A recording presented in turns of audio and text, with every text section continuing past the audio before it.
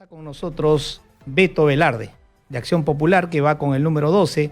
Él es Luis Alberto Velarde Yáñez, quien es abogado y un acción populista de larga trayectoria que ha colaborado con el segundo gobierno de Fernando Belaúnde, así con Violeta Correa, pero también ha acompañado a Valentín Paniagua en el gobierno de transición que tuvo nuestro país.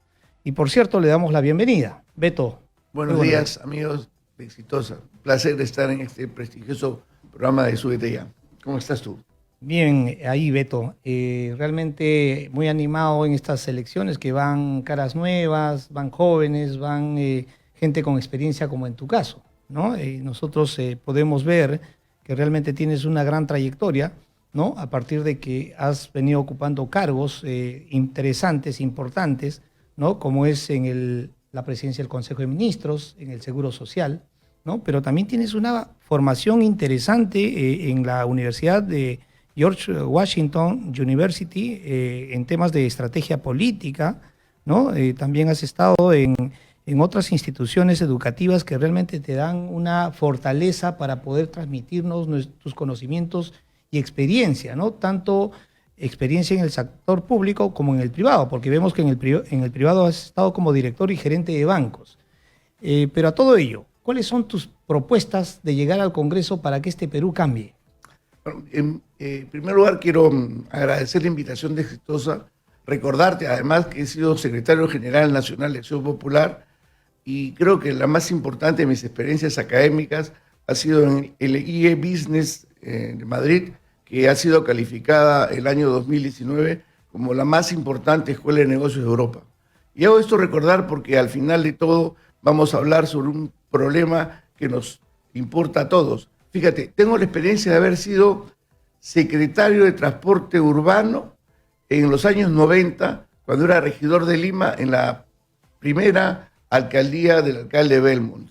Y me tocó discutir el tema de fondo sobre la liberación de la importación de vehículos para resolver la falta de unidades de esa época y además también el romper el sistema que existía de transporte público donde lo sustantivo era Enatru, que era una empresa del Estado. Claro. En consecuencia he seguido este asunto muy de cerca y con mucho detalle. Creo, como casi todos los que están metidos en el tema de transporte, que era fundamental que ingresara el capital privado, que se generaran motores para la economía metropolitana en estas empresas que le han generado nuevas opciones en las distintas modalidades del transporte que hoy tenemos.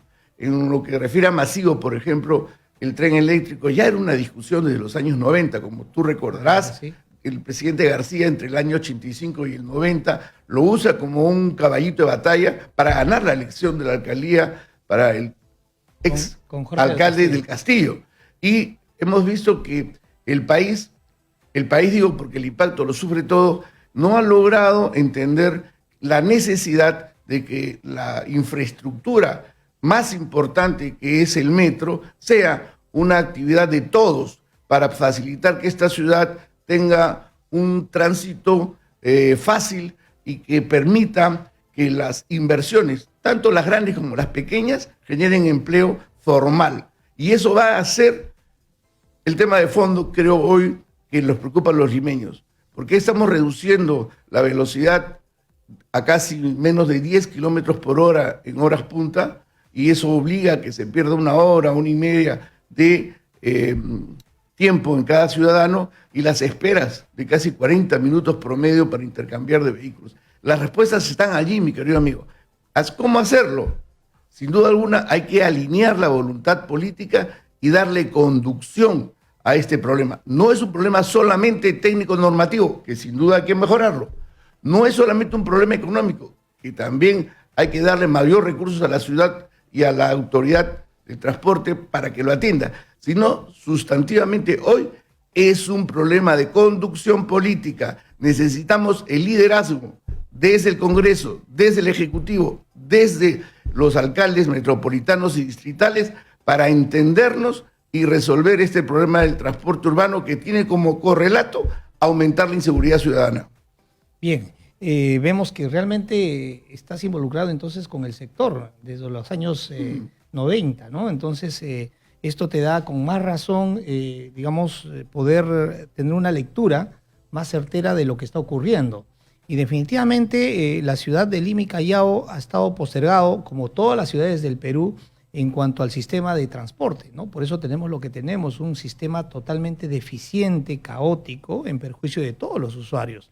Y lo que ellos quieren es un cambio, pero lógicamente ya tenemos una nueva autoridad de transporte urbano para Lima y Callao y lo que queda es fortalecerla, ¿no? Porque al final, si bien es cierto, falta de liderazgo, como has mencionado, pero a veces ese liderazgo se está confundiendo y en vez de consolidar una autoridad, una entidad técnica, lo que se está pretendiendo es resolver desde un punto de vista político y eso es lo que no debe ocurrir. Pero más allá de ello, ¿qué hacer en el Congreso en todo caso? Y ya que conoces muy bien el sector, ¿qué hacer? ¿Qué normas dar para fortalecer mucho más el sistema integrado de transporte? No solamente para Lima y Callao, sino para todas las demás otras ciudades, porque hay un colapso, como bien decía el candidato anterior, en la ciudad de Ica, en el Cusco, en Huancayo y en diversas ciudades. ¿Qué hacer, Beto? Bueno, desde el punto de vista político, tenemos que plantear lo que yo le llamo el discurso del bicentenario.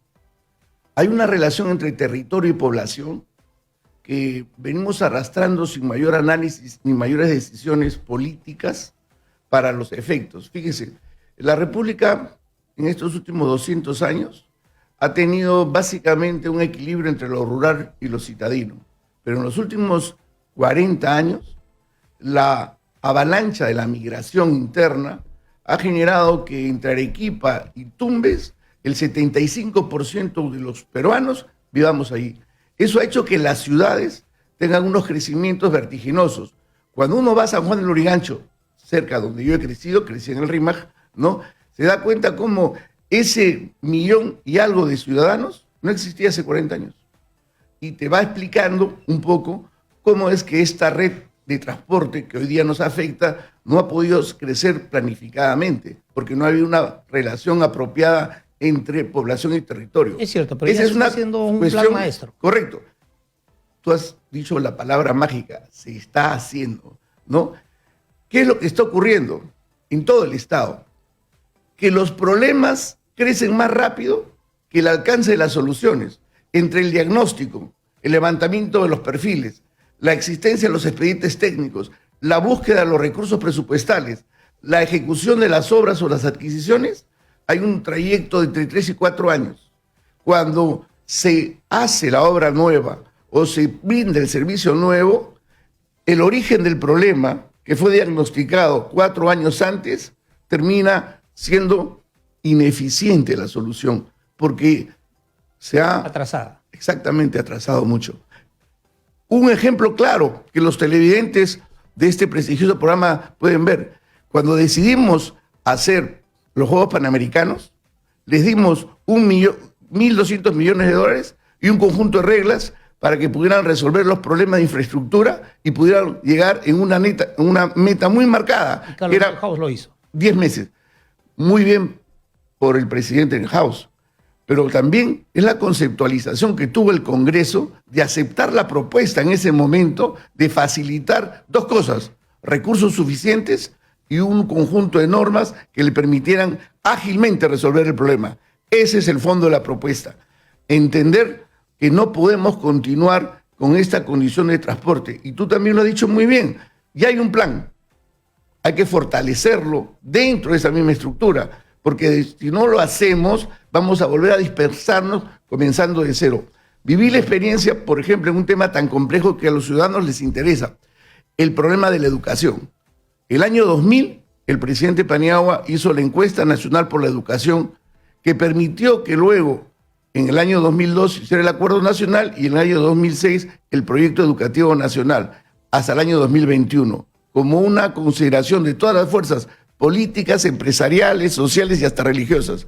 Lo mismo es lo que tenemos que entender, que la base de lo que ya hemos avanzado tiene que permitirnos darle a la solución de Lima una estructura para los próximos años. Y esa misma la vamos a replicar en ciudades como Ica, como Arequipa, como Chiclayo, como Bien, Trujillo. Beto. Bien, Beto Velarde, te agradecemos por tus propuestas y por tu visita. Te deseamos el mejor de los éxitos. Ha estado con nosotros Beto Velarde, que va por Acción Popular con el número 12.